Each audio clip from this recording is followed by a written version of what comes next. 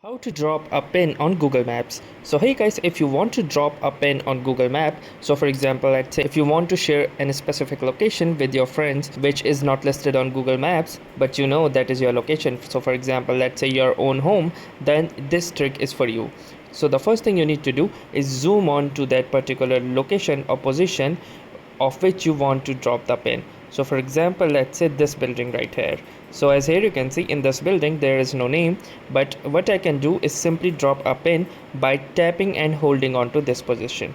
And here you can see that once I have dropped the pin, it automatically fetches the nearest address, and along with this you can also see the longitudes and latitude for the same. Now the next steps you can do after dropping the pin is the first step that you can get the direction to that particular point, and then the next option is that you can save it to any list that you have created or into any favorite or want to go places, so that you can have a future reference of it. And then there are other options as well. The next option is to share it with someone, especially if it is the location of your own home. And then there are other options like you can measure distance or also add some missing places if you want nearby that particular pin.